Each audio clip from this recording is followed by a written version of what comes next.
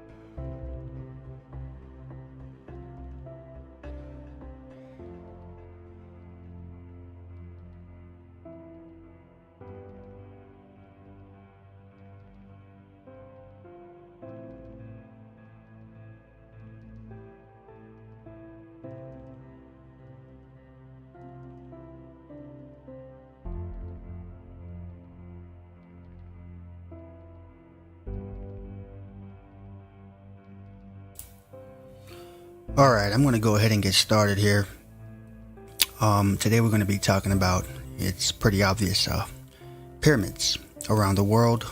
It's been a while since I've gone live. This is a new computer that I'm using, so hopefully everything checks out and works out the way it should. So please excuse me if anything messes up, or if it's not as professional as it should be. Please forgive me. Other than that, let's get started. Those of you who have been watching my videos for it's been over a year now, You probably remember a video that I produced. It was the Iolani Palace video, the mud flood in Hawaii and the Iolani Palace. And if you remember that video, I was speaking about a palace slash mud flood building in Oahu. And it's quite interesting. If you want to go ahead and watch it, it's on my channel. It's called The Mud Flood in Hawaii and the Iolani Palace. So yeah, that being said, the reason why I'm saying that is because I don't want to spoil it for you guys. So before I get into that, I'm going to go ahead and just play this video real quick.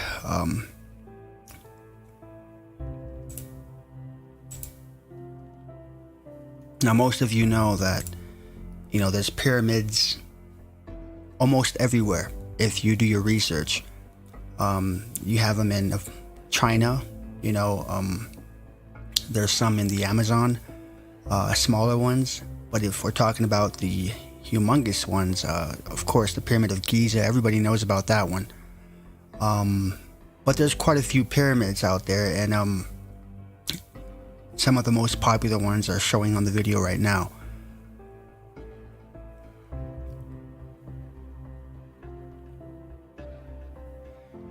See, I never knew there was one in Cambodia, but you can argue if these are pyramids or not, or some kind of energy center. Of course, in Cairo, Egypt, the Sphinx, another one in China.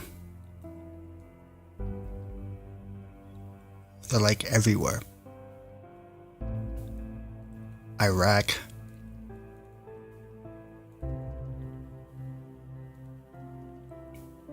I mean, but for the most part, you guys get the point of what I'm saying, right? Like they're like everywhere. And one thing that I found very interesting was the fact that not only are they in the Amazon or in Egypt or China, but quite surprisingly, they are also located in Samoa. There's one called the Polynesian pyramid, and this one caught my attention real quick. It's known as a mound for the past decades, but many are starting to realize, and a lot of many archaeologists are figuring out that this is actually a pyramid and not just a mound. So I'm gonna go ahead and play this for you guys real quick. We're finding structures that are the size of a soccer field. It's just mind-boggling to think how many people were here.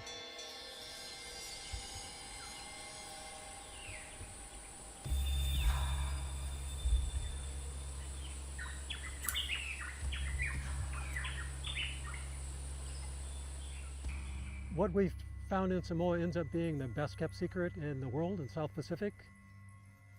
The Puli Malay is the largest stone platform in the South Pacific. It's about 12 meters tall. It's about 60 meters by 60 meters on the side. Right now, the work that's been done seems to show that this may have been a meeting place on the top. When it was excavated back in the early 2000s, there were some indications that it might have some ceremonial purpose.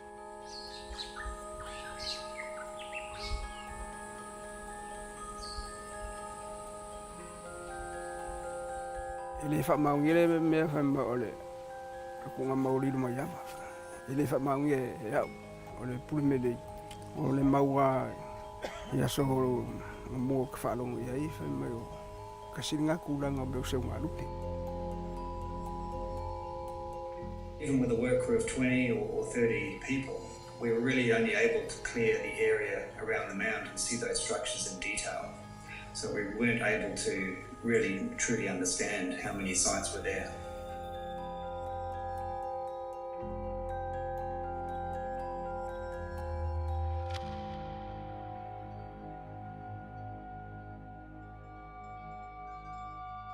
I sent this information off to a colleague who's an archaeologist but also an urban planner.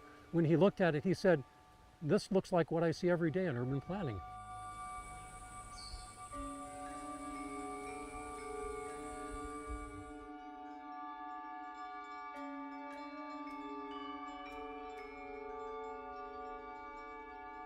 In older days, the chiefs of this village had a meeting in these star mounds. My grandparents told me everything about this star mound.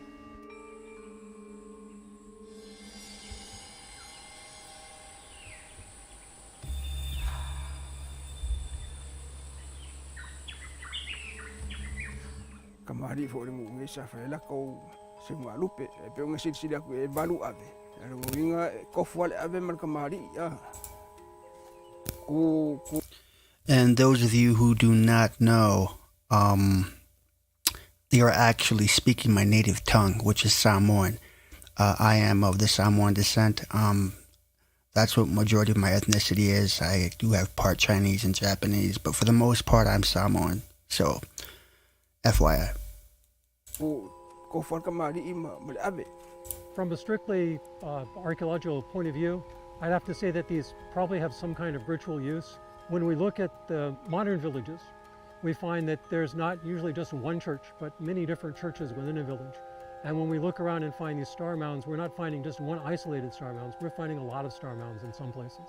I didn't know this one. There was a star, this thing over here. I just noticed that just today. And yeah, just today. But you live in this village? Yeah.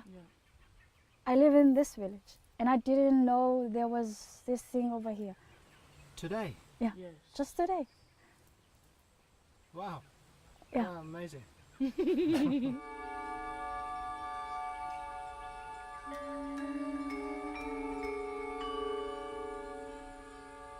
What we have thought about and believed has happened in Samoa is totally different than what has actually happened here.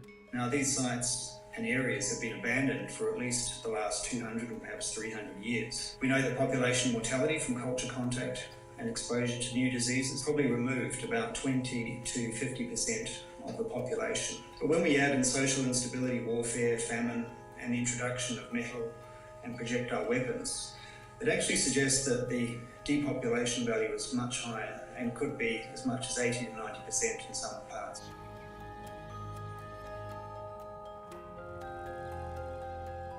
It's important for the younger generation in our own village to get to know about these things. I am so excited and proud of this project.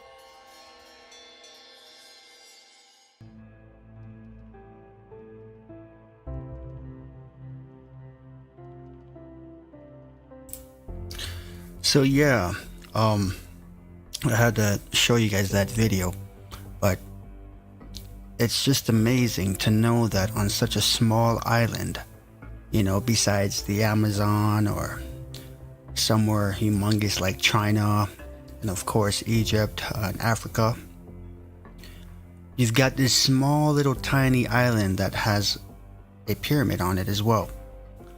And I found that very interesting because as I was doing more research on this pyramid, Pule Malay in Western Samoa, now known as Samoa.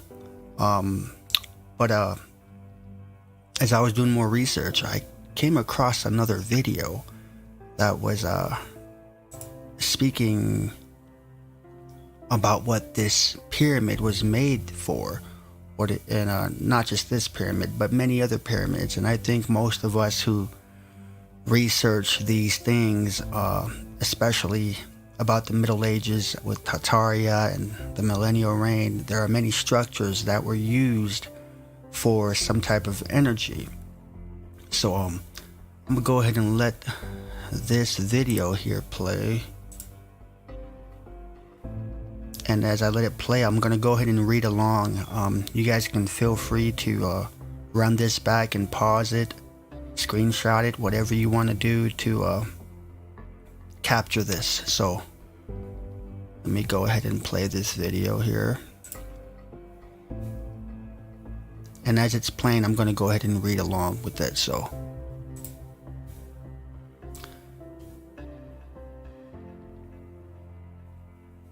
the Pule Malay.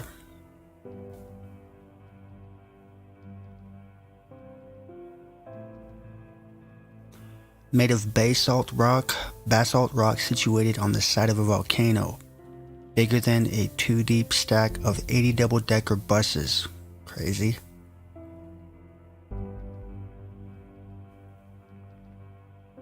Pule Malay floats with reverse polarity where structure meets ground.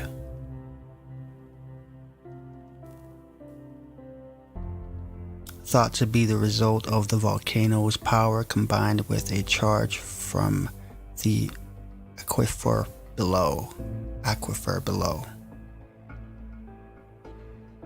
My research into magnetics shows there will be an energy field going upwards to a point, completing the pyramid with an electromagnetic energy field. Sound familiar, guys? I think so. Pule Malay is alive with energy. I don't know about alive right now. There's probably something missing for it to turn on. GPRS measurements revealed that Pule Malay is atop a huge magnetic anomaly, measuring -10 degrees, where the researchers expected to find 13 degrees. That's 23. Exactly the same as the tilt of the Earth's axis.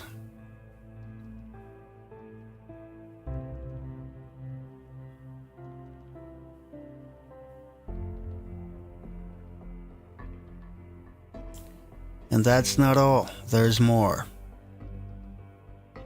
Pule Malay is aligned to the cardinal points. The east-west entrances align to the rising-setting sun at equinox.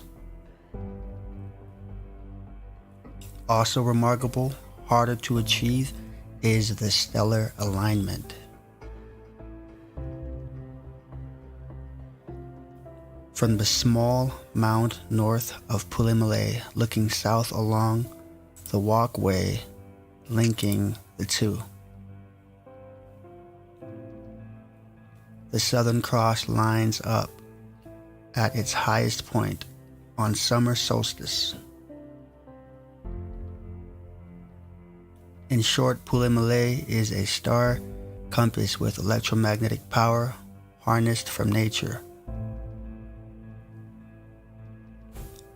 Sited within a substantial city-like complex, Pule Malay points to a highly advanced ancient civilization, clue to a vast Pacific empire? Question mark.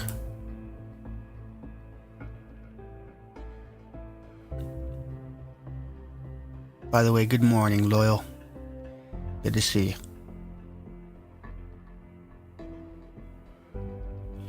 What was Pule Malay used for? Theories / folklore include seed propagation, chiefly traditions, ritualistic practices, just to name a few.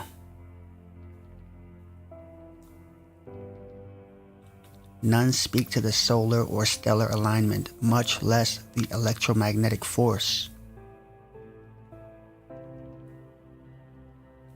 Polynesians navigators were the best navigators the world had ever seen before we got astronauts. See, I'm going to pause it right here because that's one thing that I've always found interesting too, is that my people, the Polynesian settlers, were the ones who were the most advanced travelers. You know, so with that being said, you know, we were told that they were using primitive type of boats and all that type of stuff, but I don't believe that it was boats of that sort. I believe it was highly advanced. Perhaps this pyramid has something to do with their traveling, you know. So as soon as I got hip to this stuff and then I found out that there was a pyramid in Samoa, Western that is, I then began to realize that, hold on, most researchers and the educational system say that Polynesians are in fact the most advanced travelers and navigators. They were the best, second to none. So that being a fact, this pyramid here may have something to do with their traveling. But then again, history could be retold. It could be his story, or her story. But the truth is, we don't know if they truly were the master navigators. That's just what the history books tell us. That's just what the educational systems tell us, is that the Polynesians were, the greatest navigators. But who am I? I don't know everything. All I know is what's been told and what I research, and where I stand now, I'm not too sure about Polynesians being the greatest navigators. I can't put a stamp on that and say that is in fact true, and I wholeheartedly believe that. I can't say that, 100%. But if that were the case, then this would definitely go hand in hand. This pyramid here, the Pule Malay, and the fact that they possibly, theoretically, were, great navigators. Anyways, I'm gonna go ahead and let this play.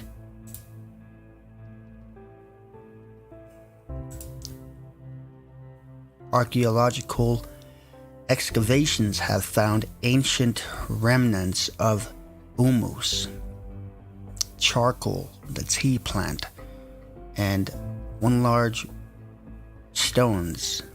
No humans' remains ever found.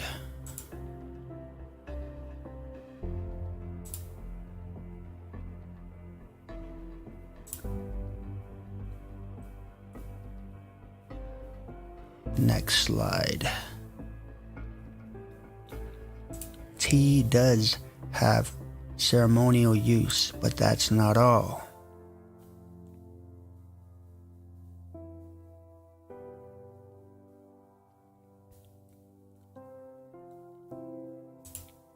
Hawaiian canoe building traditions, chapter on finishing.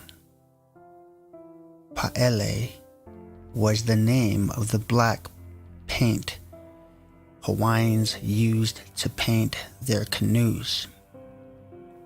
Plant matter, charcoal powder. Interesting. By the way, I'll be sure to link these videos in the description box below as soon as this live is done.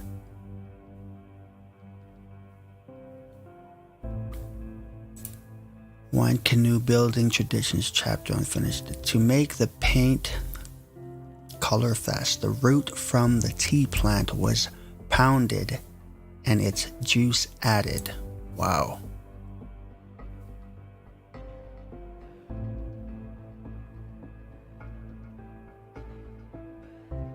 Very interesting. My theory on the presence of the humus, charcoal, tea, and large stones.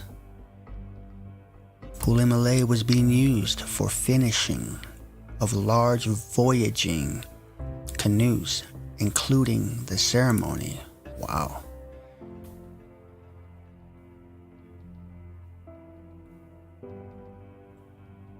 By the way, guys, umu in Samoan, it literally means an oven underground. That is how we Samoans cook. Historically, that's how it's been done. The generations, past generations, and they still do it today. So yeah, just thought I'd let you guys know that.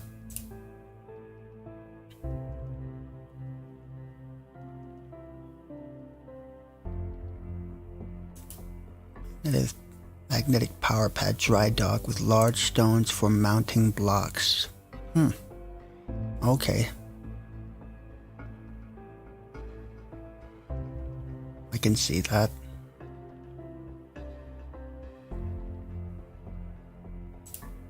Interesting note. Making activated charcoal involves heating carbon-rich materials such as wood, peat, coconut shells, or sawdust to very high temperatures. Activated charcoal actually has a negative electric charge that causes positive charged toxins and gas to bond with it. Basically, it acts like a magnet to pull out impurities. Oh wow. That sounds about right, guys. But then again, it's just her theory. Great one though, by the way.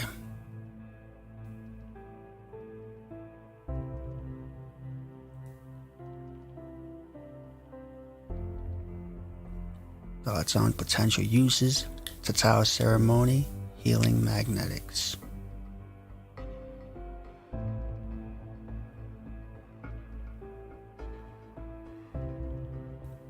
Telecommunication, teleportation. Okay, okay. She's getting somewhere.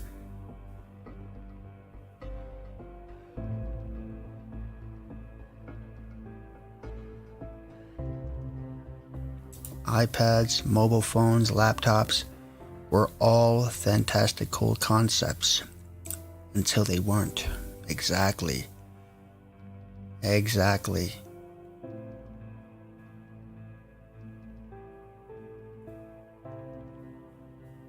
Anything is possible. Quantum mechanics, strength, etc., and magnetics for healing are only really beginnings to be understood. I would have to agree with her on this part.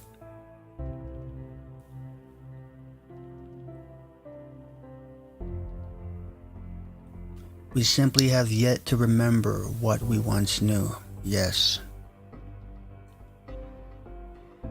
They have hidden all this knowledge from us, right, guys? I don't have all the pieces, much less the answers. Feel you on that one. I've been called by the ancestors to simply bring this to light, you and I both, which I have now done. Alofa atu. Awesome. That was a great slide. There's no audio on this video. Like I said, I will link it in the description box below as soon as this live is done. But great slide. I have to give it to her for that research. She's done a great job. Her name is Leanne Unasa. If you guys want to go ahead and search her up.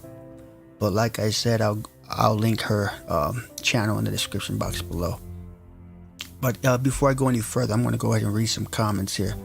All we can do is take all the evidence before us and make our decisions as to what makes the most sense from our creator's standpoint. It's good to question.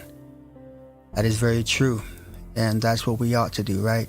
Is seek and knock, and it shall be open unto us, you know. And some people say to not go too far, but I believe that person knows when they're going too far, especially when their understanding is biblical.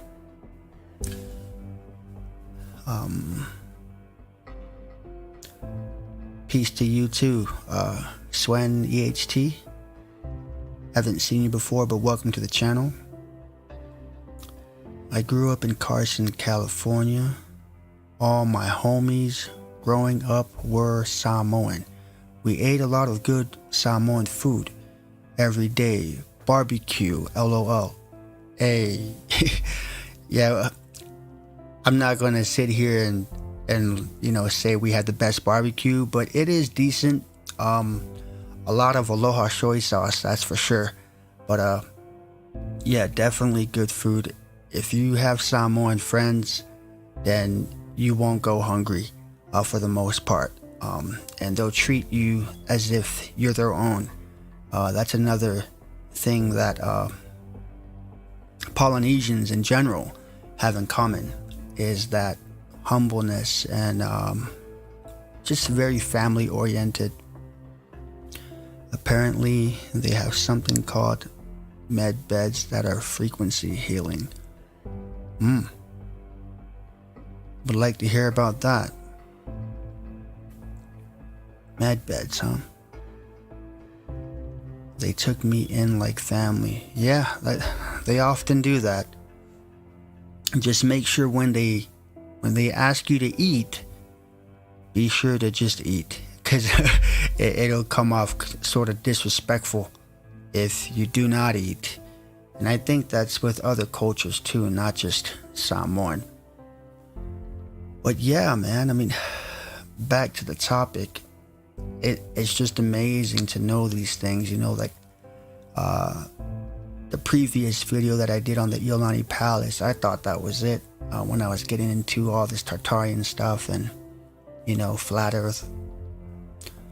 And then I realized that there's a pyramid in Western Samoa, which is just amazing, and then you put that hand in hand together with with Polynesians, theoretically being the best navigators, so you put those two together and it kind of makes sense. We just don't have the true answer, like you said. All we can do is take the evidence that is before us and make our decisions as what makes the most sense, and I agree with that.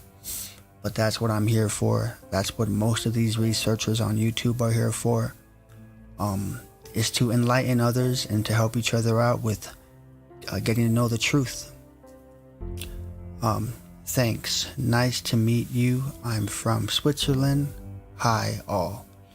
And nice to meet you too, Swen EHT. Thanks for stopping by. Be sure and feel free to subscribe if you'd like. I will have more content like this coming up. It's been a great while since I've gone live.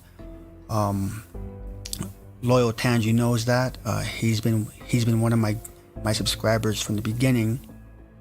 But it's been a great while, and hopefully everything turned out okay.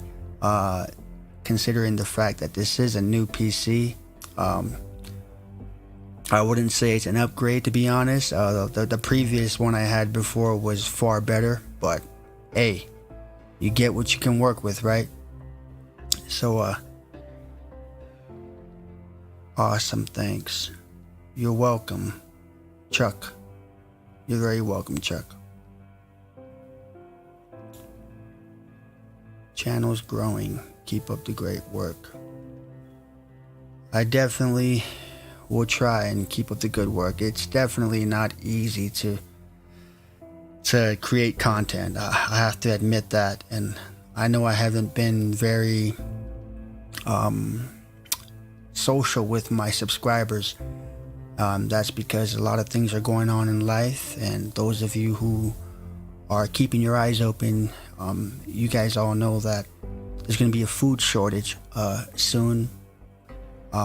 Honestly, that's another video, but the truth is the prices are going up in food, and a lot of people are panicking. I'm not one of those who panic. Whether there's going to be a food shortage or not, you got to be ready anyway, right? So it all depends on, if you're ready to sit at the judgment seat and answer before the Most High, and that is Yahweh and Yahshua. So that's all I'm worried about. I'm not worried about, oh my gosh, there's going to be a food shortage and we got to panic. We have to stock up on food, and that's not me. I'm not for that. That's, to be honest, that's fear mongering. And like I said, even if it were to be true, let it be true. Let it happen. The sooner he comes, the better, in my opinion. But like I said, that's another video. I'll leave you guys here with that, and I hope to see you guys soon. And you guys be safe, be blessed, and you guys have a great day.